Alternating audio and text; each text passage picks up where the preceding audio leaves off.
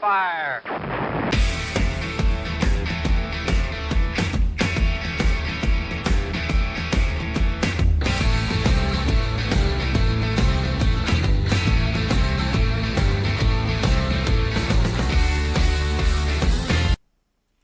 Good evening and welcome to Anime Analyst-US. I am your host, Thomas Fry. And I'm your co-host Hasnan Zaidi. And we are here on this fine Wednesday evening. And we are going to be talking about the Classroom of the Elite. We're marking it as Season 3, but we will talk about all 3 seasons tonight because, well, just because we can. And it's a Wednesday, so we can go up to, this is our show that we can go up to 30 minutes. We'll see where the conversation goes. And we should have a good conversation tonight because this is a good anime. Overlooked by many. A lot of people don't like wordy animes. This would be really hard to watch with subs. It will we will miss the story by reading because there is too much talking. Like there is no action. There is fighting, but not like that fighting. Well, But most of the time, There's a little bit of action. I mean, the first one, they're on the island and they're running through the island and, they got some stuff going on there. So let's hit the basics. The Classroom of the Elite. We'll get through the primaries of this. This is a story, and let me read it to you this way. I can't. I was gonna read part of the synopsis, but it's on the other page, and I haven't. I have season 3 open, not season 1. Okay. if you want, I can read the synopsis from the season 1. You I got have it it there? open. Yes, I got it. Read the first So, couple sentences. okay, so on the surface, Koudo Isekai Senior High School is a utopia. The students enjoy an unparalleled amount of freedom and it is ranked highly in Japan. However, the reality is less than ideal. Four classes A through D are ranked in order of merit and only the top classes receive favorable treatment. And I think we saw that in the first anime of the first episode when they get the budget of Well, 100,000. they do that test that you take, and our star purposely got a 50 on his test. I mean, he scored a perfect 50. Now, I've seen tests and I've gotten hundreds on them, but to go in and purposely score half, that takes talent. And, I picked him up as a genius right away. He's kind of this angry kid. He's aloof. He feels he's been wronged by his dad in being in the White Room and being, forced to go along with the program that he doesn't want nothing to do with. And it seems like through all these seasons, he is trying to stay back and control everything without And everybody. right, And and he's everybody without being involved. And this is a typical thing. This happens in every school, no matter where you go. You got kids trying to do this, so it's nothing out of the ordinary. But this school doesn't have like normal classes. I mean, you're not going to go to a home ec class in this school. You're not going to, they just don't have the stuff that you would typically see. They are treated as the elite, like they're going to be the politicians, the business owners. Most of them come from prominent families. It kind of set, they set the stage very well. But honestly, I was a little confused in season 1. Until I watched season 2, I didn't fully understand season 1. And that's going to hurt their rankings a little bit if you're trying to pull in a crowd. And they did good enough to get the okay for the second and third season. But I don't know about you, but it took, you don't really start. There's stuff I still don't get completely, but I understand a lot because of where they're at the end of season 3. And did you notice in this, all the super smart kids knows this main character, and it doesn't matter what he says about what he knows. They know that he is way smarter and way better than what he is portraying himself as being. Yes. Now, what about her name is Kai Karazuowa, the blonde with the long hair. I hate to have to call her by her hair and stuff, but I mean, she went through some crap in season 2. She Yes. kind of feels like she was a punching bag through season 1 and season 2, and that's when our protagonist took her under the wing, and now But he's. but did you see like he was staging all the things and then coming at the end and he was like showing I am here to care for you, I will protect you, but he's the one that was creating these situations Uh huh. where where she needed the help. You heard his comment on the last one, right? He's like, I will Yeah. go, I will learn all about romance, and I'm not finishing that sentence. You have to watch the anime to see what else he says. But it'll throw you back a little bit, because our protagonist he's kind of an ass. I mean, he's smart, and he knows he's smart, and he knows he's the smartest kid in the school, not just in the class. He could easily be A class, top dog, class rep,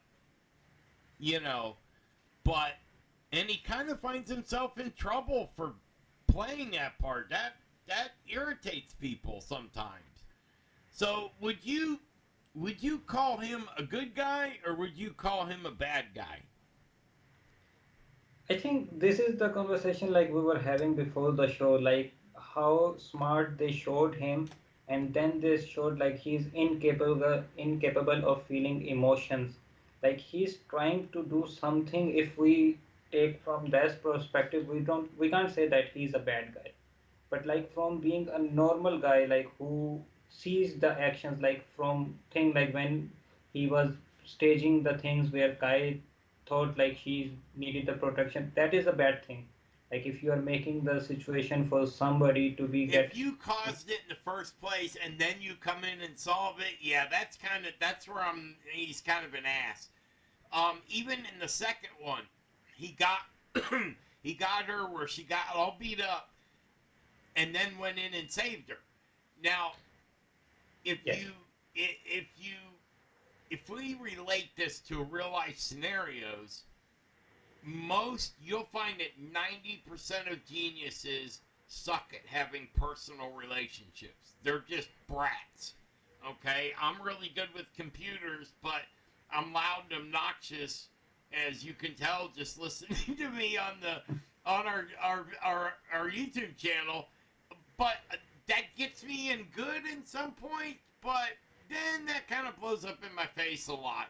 I was working towards my master's degree in digital forensics. I had written my own program, but yet I suck at the personal. So I feel for the guy. I know, I'm not that smart. I mean, he's in the 1% of the geniuses that are smart. If you looked at a population anywhere in the world, take 100 people from 100 different locations around the world, you will find that one of those persons will be a genius, two of those people will be really smart, and the rest of them will be normal. And I'm not trying to dog on anyone. I'm not trying to insult anyone. Your intelligence is determined before you're born. So you can learn a lot, but the rate in what you can learn, how did they put the genius? It was in another anime. A genius is not someone that's just superly smart. A genius is someone that can take any situation and find the best result for it in the shortest amount of time. That is what a genius is.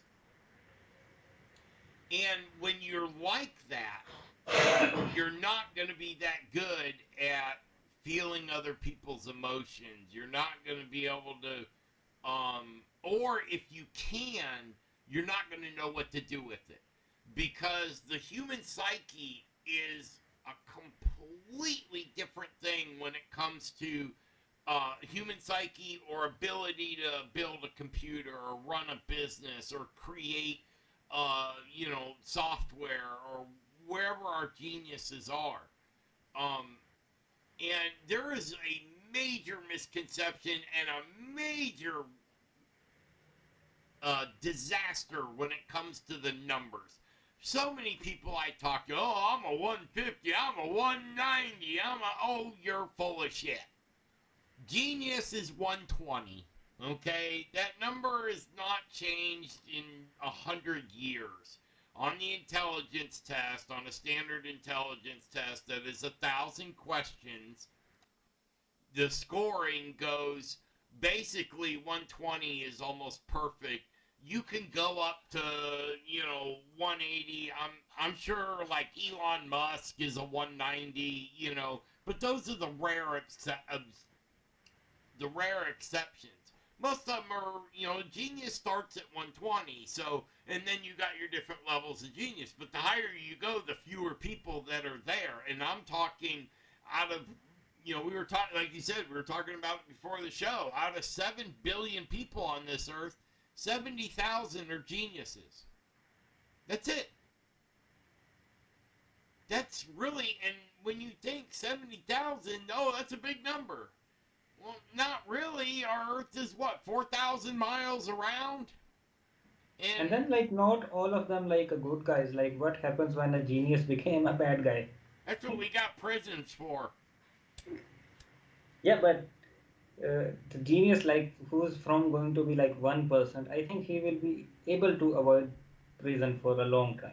Well, you bring up a very good point, and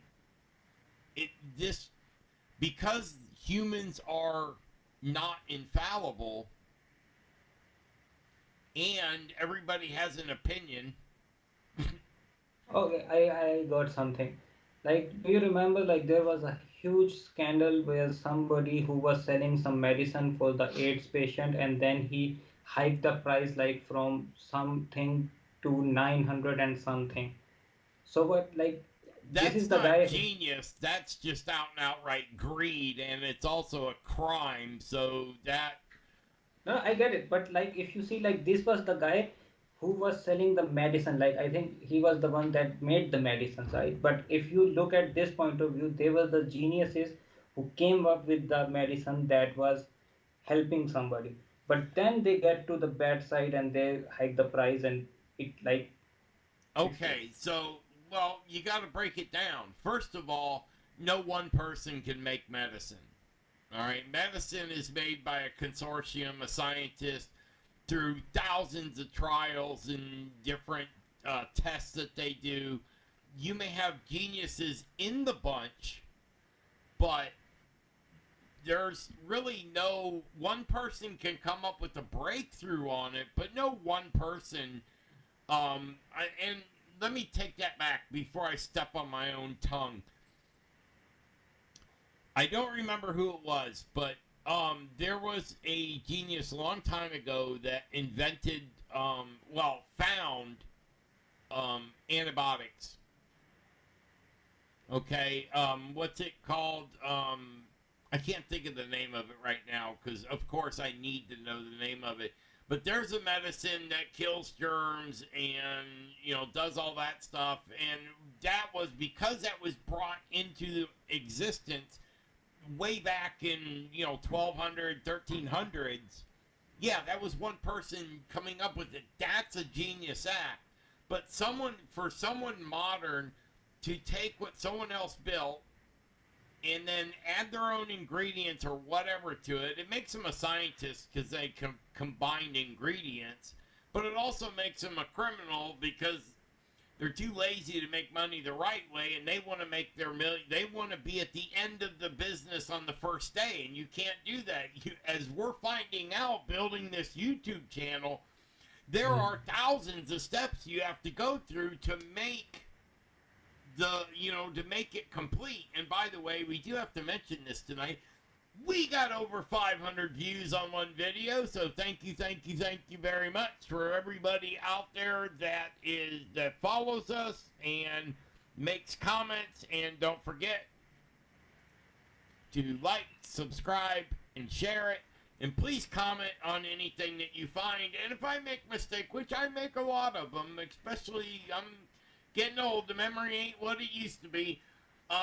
Go ahead, beat me up in the comments. I probably deserved it if I said something wrong. But, the other one, the polio vaccine, I believe, initially was done by very few people. But it was still done by scientists and all that. I'm not a medical person, so my information, I'm going off of memory and what I heard, so we can't even go by that. But anybody, the people that put together cocaine, the people that put together marijuana, and well, that's God's green plant, and it's pretty much past that it's a not even a drug anymore. But the drugs like meth and stuff like that, where they're manufactured, those are done by criminals, not geniuses. It's just they don't want to get a job, but they'll work 10 hours a day making drugs and then selling them. And Okay, but we are way out of the topic. But don't you think, like, who has the purest form of drug? Like, everybody is trying to make, but somebody is getting the purest form. He will be like somewhere around the upper level of the minds. Like if, for example, some drug is at 70% of purity, and somebody came with 95% of that stuff, it will still be criminal. But he. Yeah, like you said, we're way off topic on that, and you're talking one way, one of the other. Most of that stuff's found by accident. It's not found because someone went, "Oh, if I do this way." Most of that stuff, 99.9% of that is found by accident and trial and error, and many people had to die for that to, some of the early vaccines killed thousands of people before they found something that worked. To me, that's not a genius, that's a murderer. But yeah, let's get back. It's easy to go on a different direction when you're talking about this anime because I think it's of that quality. I mean, they really worked the plot on this story, on the geniuses, and to come up with these ideas. And I want to praise the writer of this anime. They did a phenomenal job being able to, act like 100 students and to carry on the conversations and to come up with the ideas of how they, the first time they're on a deserted island. Season 2, they're on a boat. Season 3, they're back in the classroom. And they're always being tested in weird ways. The one that I mainly want to talk about in season 3, they had to, they were trying to get rid of the protagonist. So they says, look, this is your test. You have to vote one of your own people out. And this little whiny crybaby that wants everybody to be all smiles. He's one of those. I wish everybody would smile. I want world peace. The only way peace is found is through a battle, and that sucks, but that's the way it's usually found, is after everybody runs out of ammo, then they start talking. But this kid on there was, we can't get rid of anybody. But the kid went outside of the class, tried to get help, screwing all his classmates, and this kid still wants to save them. But in the real world, people get fired and hired every day. People say, you got a group of 4 working, one gets fired, he brings in a new one to try to make the whole system work faster. If you don't learn to clip the ones that are not working towards the goal, then they will bring everybody else down. And that's how the real world works. When you go out and get a job, and how many times did you say, what, a third of the time the person that got fired probably did nothing wrong. It becomes internal politics at that point, and that's what they're trying to teach these kids is, how you run, the mental acuity behind working with peers and stuff. People get cut out all the time. It's not even. It's a mundane subject. It shouldn't even be, but they made a whole 2 episodes about this guy crying, I don't want any classmates to get kicked out. Well, that's not how the world works. The world works is, this world we live in is a cruel place. I heard someone say that businesses are the cruel tyrants, and the monopolies and all that crazy stuff is. And I think they did an awesome job of trying to explain to these kids how the world works through these tests.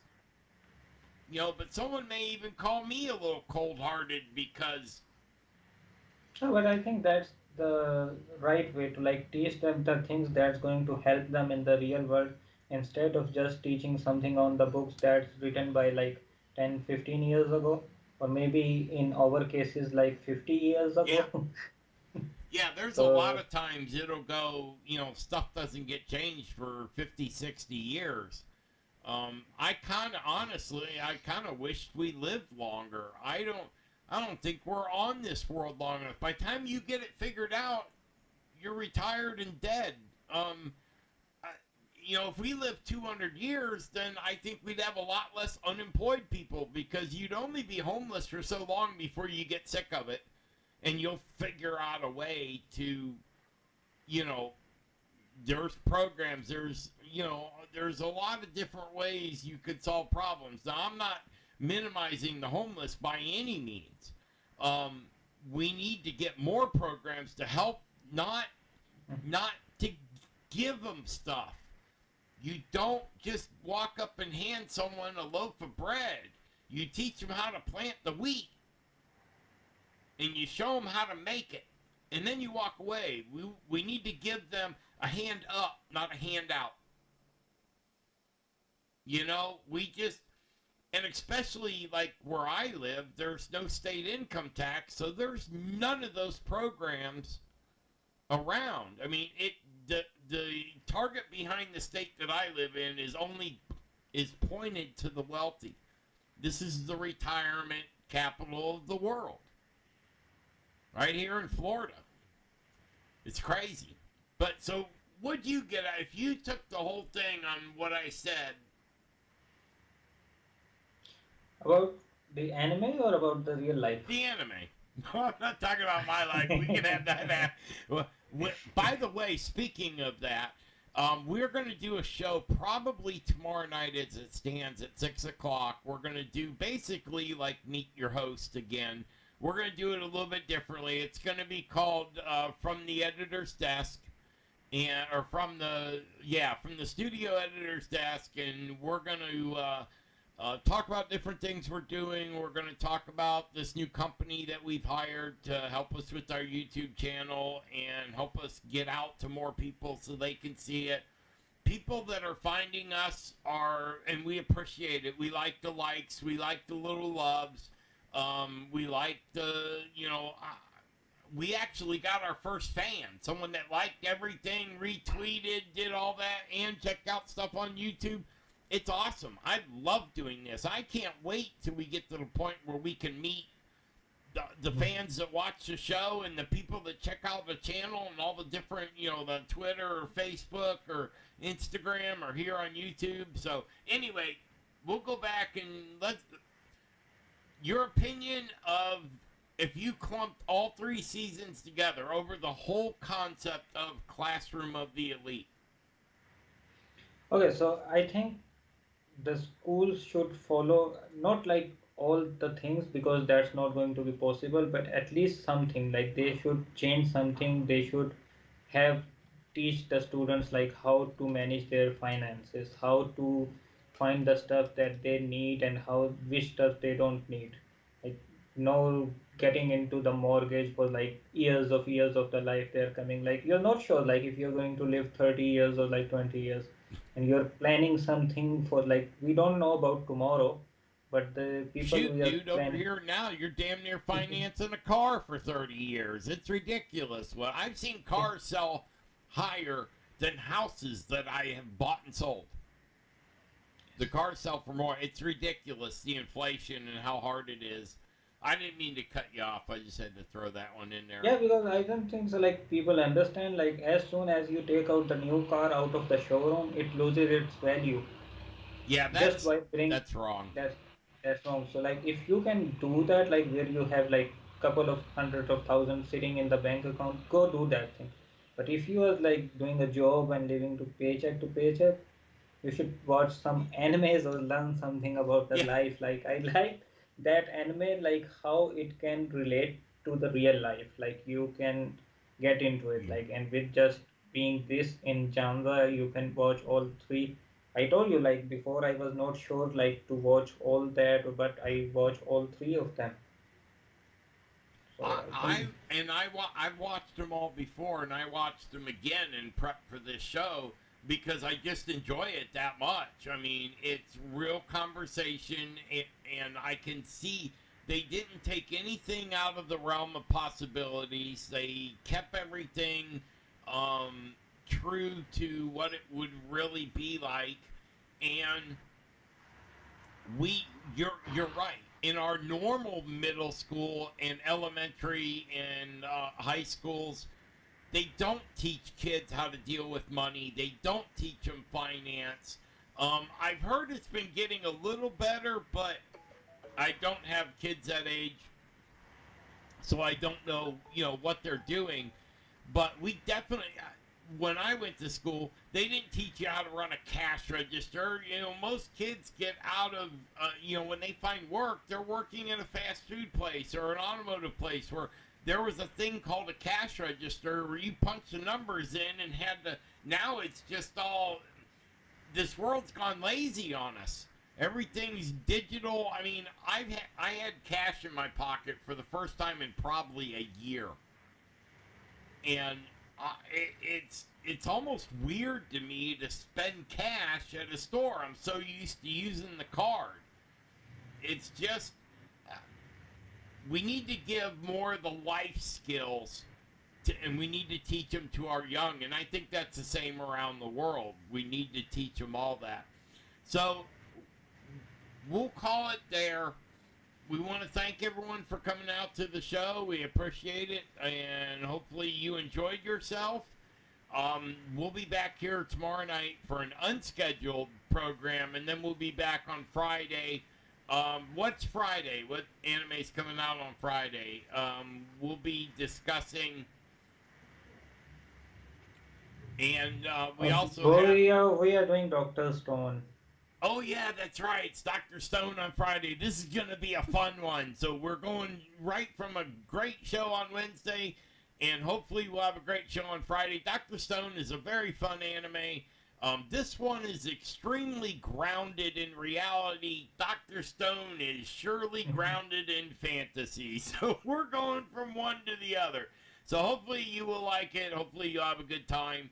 And we will see you on Friday, and we're probably doing impromptu tomorrow at 6.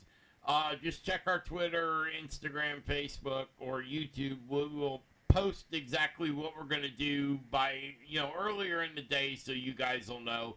We don't want to mislead anybody, so check those feeds. And otherwise, we will see you on Friday, and have a good Wednesday evening. Happy Hump Day.